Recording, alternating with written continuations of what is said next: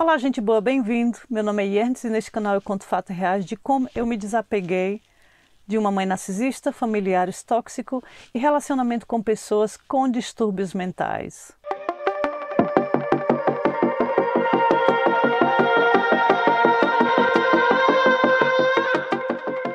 Antes de tudo, eu quero agradecer todos aqueles que já se inscreveram no canal, agradecer também as mensagens de suporte e encorajamento que eu recebi lá no meu Instagram. E eu espero que com esse projeto nós possamos ajudar muitas pessoas que se encontram na mesma situação, porque família é um caso complicado, gente. Família é um caso complicado. Quando se fala em família, já não pode se falar muito. Já não pode dizer aquilo que você pensa, já não pode dar a sua opinião, porque é um tabu. É um tabu na sociedade. Se você fala que você está sendo abusada familiarmente, é um problema. Se você fala que está sendo abusada pela sua mãe, aí a casa cai, né? Não pode falar, não pode. Tem que manter a boca. Mas não é assim não, gente. Não é assim não. É complicado. Família é complicado. Mas não significa que você não pode se expressar, que você não pode falar aquilo que você pensa, porque afinal de tudo você é um indivíduo único, assim como a sua mãe, seu pai e todos aqueles membros da família. Mas tem muita gente que acha que quando se trata de família, nós temos que nos calar, né? Baixar a cabeça e aceitar tudo. E quando eu digo tudo, é tudo mesmo. Todas as humilhações, todos os palpites sobre os seus sentimentos, sobre as suas escolhas, palavras dolorosas, manipulações e às vezes até abuso físico. Simplesmente pelo fato dessa pessoa ser um familiar. Você é obrigada a aceitar. Como, por exemplo, um pai, uma mãe, um tio, uma tia. Mas não é bem assim não, gente. Ninguém é obrigado a amar e idolatrar alguém que te abusa, simplesmente pela posição dela na família. Infelizmente, a sociedade não acredita em quem foi abusado, principalmente se foi um abuso psicológico. Por quê? Até porque existem muitos tabus sobre isso. Tabus que impedem a pessoa procurar um psicólogo, com medo de ser julgada, com medo de ser jogada fora da família. Porque, é claro, é mais fácil identificar um abuso físico por um hematoma, por uma dor, ou às vezes a pessoa vai no hospital e é identificado que ela foi fisicamente abusada. Mas quando se trata de um dano psicológico, as coisas ficam mais complicadas. Porque existem dois fatores. Primeiro, a vítima tem dificuldade de ir a um profissional pelo medo de ser julgada, né? É um tabu. É um tabu de ir num psicólogo falar sobre a sua mãe que é narcisista, falar sobre os seus familiares que são abusivos, falar de um padrasto, de um pai, de uma pessoa que tem uma posição pela sociedade, uma posição que não pode ser desrespeitada. Então se torna difícil. E o outro fator é o psicólogo que às vezes não identifica que esse jovem ou esse adulto está sendo abusada psicologicamente em casa, ou no trabalho, ou em relações. Então fica complicado as coisas. Principalmente quando você cresce escutando, você vai para o inferno se você não fizer o que sua mãe fala. É pecado ir contra a sua mãe. Não desobedeça o seu pai, porque ele é o seu pai. E Deus falou, honrai pai e mãe. Aí fica difícil, né, gente? Fica difícil para a pessoa ela se impor numa posição de se defender, porque não importa se é religião ou não, porque nós sabemos que no Brasil, mesmo que a pessoa não vá para uma igreja, mas ela é muito crente, ela crê num Deus, onde ela sabe certos versículos da Bíblia que é usado para o seu próprio benefício. Muitas das vezes é isso, porque eles falam, né, está escrito na Bíblia, honrai pai e mãe, mas eles esquecem de mencionar o outro lado do versículo onde fala, pais, não irritais os vossos filhos. Mas isso eles esquecem de comentar, claro. Você vai ser castigado se você não obedecer ao seu pai. E também tem outras, né? Quando os pais ou os familiares tentam manipular a sua mente de uma forma que você se sente fraca em se defender, porque você foi criado de uma forma que você tem que respeitar o adulto, você não pode ir contra a palavra dele, mas ao mesmo tempo você é uma pessoa que já chegou a um ponto que pode falar o que você quer, que pode mencionar suas escolhas. Principalmente quando você cresce escutando, você tem que obedecer sua mãe e seu pai. É pecado se você não fizer isso. Honrai pai e mãe está escrito na Bíblia, porque se você não obedecer ao seu pai, Deus vai te castigar. Quantas vezes eu não já escutei isso? Quando minha mãe era crente, antes da minha mãe ser crente, ela sempre falou isso. Se você não me obedecer, Deus vai te castigar. Você vai ser castigado por Deus se você não obedecer ao seu pai. E não tem nada a ver com religião não, gente. Vamos deixar bem claro que não estou querendo dizer que eu sou contra a religião ou alguma coisa. Tem a ver a crença que o brasileiro tem. Nós sabemos que o brasileiro é uma pessoa que, por mais que ele não vá na igreja, ele está ali no samba, ele está ali na bebida, na festinha. Mas se acontecer alguma coisa, a primeira coisa que ele fala é: Deus me ajude. E é Deus para cá e é Deus para lá. E a mesma coisa os pais fazem com os filhos para manter aquele controle, né? Aquele controle emocional, quando eles dizem: você vai ser castigado por Deus se você não me obedecer. Deus vai te castigar. Olha que Deus não dorme, Deus está vendo tudo que você está fazendo. E vocês já escutaram algo assim? Escreve aí embaixo, me fala o que vocês escutaram. Eu ouvia muito da minha mãe, muito. E o grande problema, gente, é que quando envolve pais abusivos e religião, aí é que a coisa pega para o lado da vítima. Eu sempre digo, pais abusivos e religião é como se fosse uma bomba atômica. Porque você não tem como sobreviver. É necessário muita terapia, é necessário muita força para você não deixar essas duas... É como se fossem duas forças, duas coisas que você mais teme, né? Seus pais e Deus, a religião, ou o respeito que você tem. Então, quando esses dois se juntam, aí já se torna mais difícil, né? Para você dizer, não, peraí, até aqui e não mais. O nosso estilo de vida cultural, convicções e maneira de viver no Brasil está mais doente do que nunca.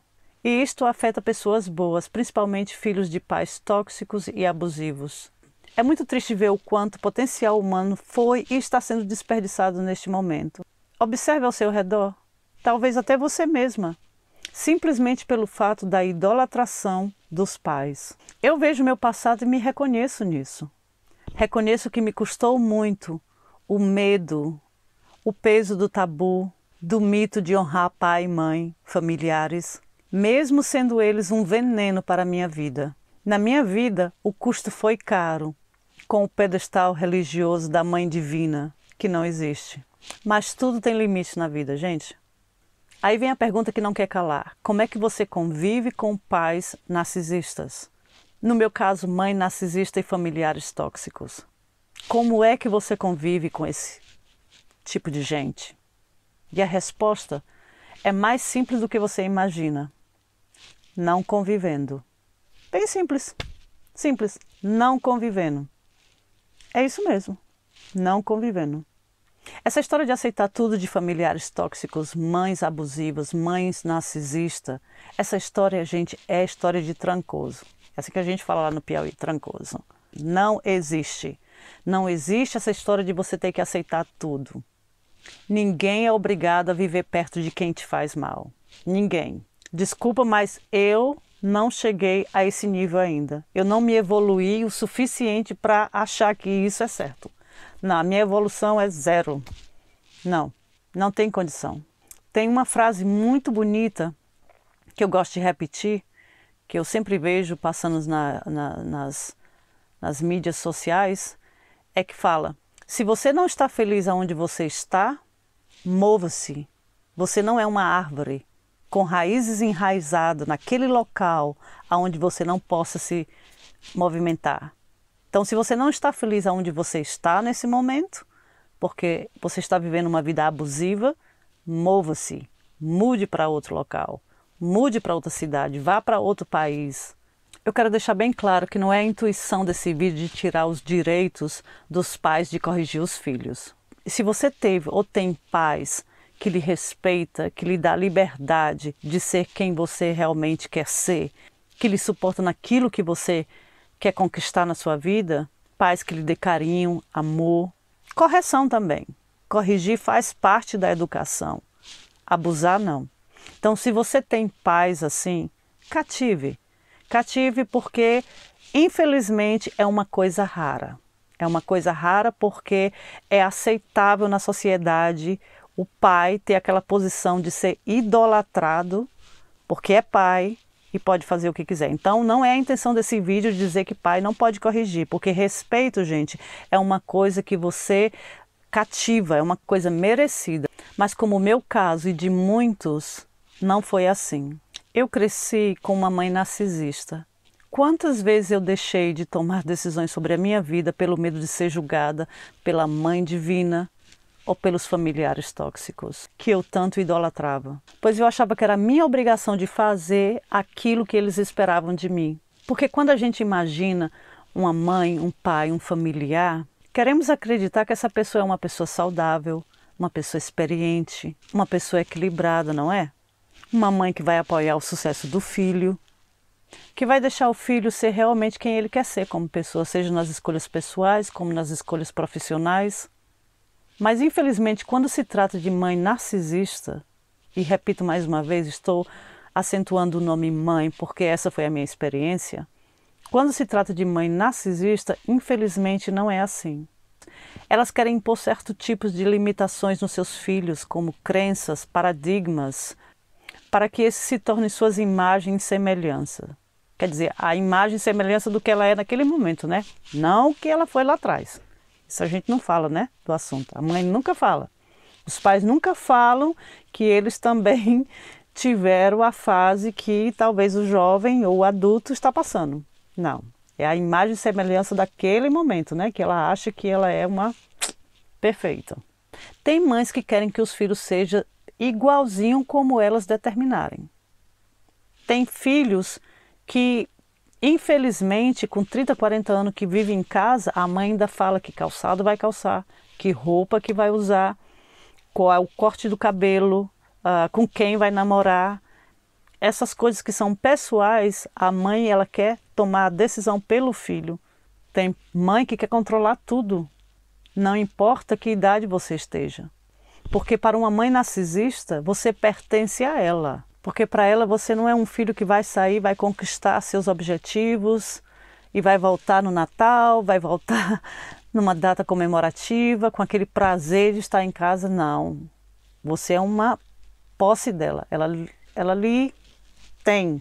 E tem filhos que tentam sair de perto da mãe narcisista para ver se acaba com aquele controle. Às vezes funciona, como no meu caso, às vezes não. Como comigo foi. Então, quando eu tinha 19 anos e meio, eu saí e fui para outra cidade. Então, eu tinha meu trabalho, eu morava numa casa só, eu me mantia. Eu era feliz, eu me sentia aliviada por ter saído daquele ambiente tóxico e queria manter dessa forma. Eu num estado e a minha mãe no outro.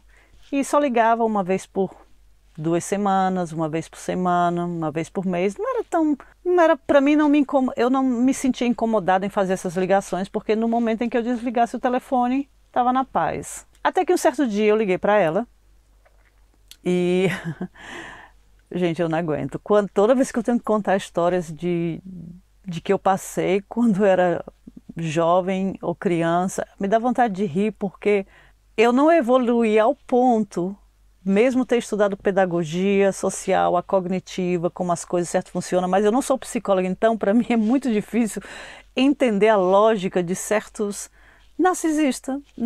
A lógica não cheguei a evoluir a esse ponto, ainda não. Talvez, né, com este canal e lendo sobre o assunto, pesquisando mais ainda, quem sabe eu evolua ao nível que eu diga, tá. Não, mas quando eu lembro, me dá vontade de rir. Então eu liguei para ela nesse dia e, como sempre, o sermão, o que é que está fazendo. E na época, eu era obreira de uma igreja, tinha acabado de sair da igreja. Eu não estava afim de religião, de igreja, de nada não. Estava afim mesmo de cair na gandaia. É assim mesmo que eu falo. Eu estava afim de me libertar daquela opressão, né?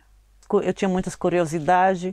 E foi quando ela me perguntou, você está aí na igreja? Aí eu, não. Quer dizer, ela sempre me ensinou a não mentir, então eu nunca menti, né? Eu sempre falei ali na lata as coisas. Então eu digo, não, vou falar. Estou em outro estado mesmo, depois dessa ligação não vai ter problema, a gente desliga.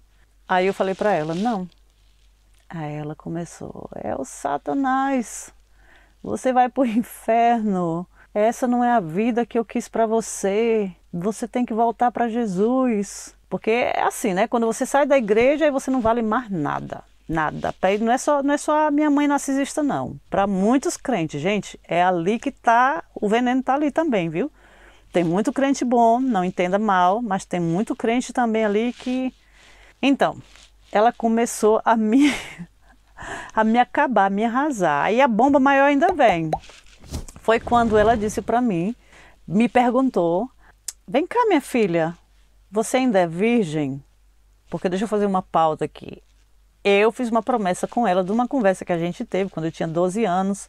Foi a única conversa também que a gente teve. Ela me pediu para que eu não perdesse a minha virginidade até os 18. Então, eu achei 19 anos, tinha problema, né? Um ano a mais. Então eu falei para elas, não. Eu respondi para ela, não, eu não sou mais virgem. Gente, eu estava com o telefone aqui, eu coloquei o telefone lá do outro lado. A mulher começou a gritar e falar que eu não valia nada, que isso era um absurdo, que agora eu sou vista como... Vocês sabem, eu não vou repetir a palavra, porque não vale a pena. E que se eu continuasse assim no adultério, que ninguém ia me querer. Aí eu tentava explicar para ela, mas mãe, esse é meu namorado, quem sabe a gente vai casar, eu não sei. Eu não estava nem a fim de casar, era meu namorado só, simplesmente, né? Tava uns mesezinhos. Não, essa mulher ficou com tanto ódio. Eu digo, mãe, olha, eu vou ter que desligar porque eu vou ter que trabalhar. Ela, o que você? Você não me desliga esse telefone antes de eu terminar. Ela falou, quando for sábado eu vou estar aí e vou lhe buscar. Aí eu digo, não. Eu digo, tá bom, mãe, tchau. Eu desliguei o telefone achando que ela não vinha, claro. Quando foi no sábado, ela apareceu. Ela veio de um estado para o outro para me buscar de volta com ela. Porque eu, em primeiro lugar, tinha deixado a igreja e, em segundo lugar, tinha tido a minha primeira relação sexual e isso não podia, porque eu não era casada. Não era justo isso. Eu tinha que voltar com ela. Então, eu passei uma vergonha imensa porque eu tive que pedir demissão do meu trabalho. Eu tive que entregar a casa da minha tia que ela poderia ter alugado para outra pessoa, mas ela fez o sacrifício de me dar para morar. Então, naquele momento, eu deixei tudo para trás. Tudo aquilo que eu estava construindo, deixei pelo medo de desobedecer, pelo medo de ser julgada pela família, até porque eu tinha acabado de sair da igreja, quem eu sou.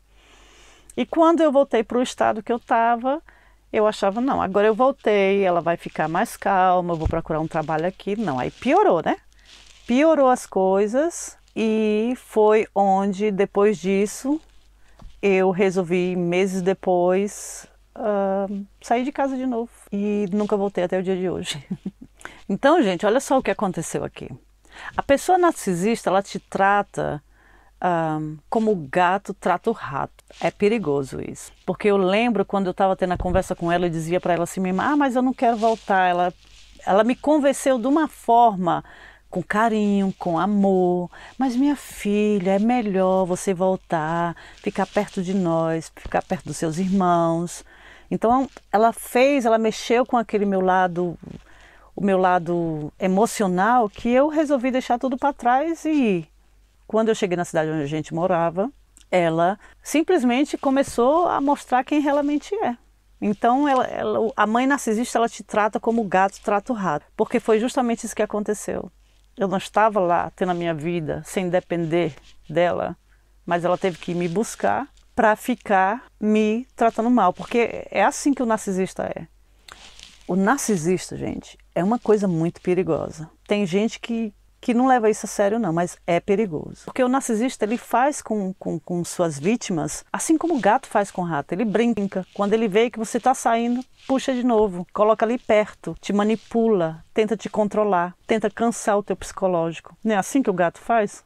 O gato brinca com o rato, quando vê que o rato está cansado, ele deixa o rato de mão ali por 2 segundos, 2 minutinhos. Quando o rato pensa que pode fugir, o gato vai lá e pega de volta. Tem disso não.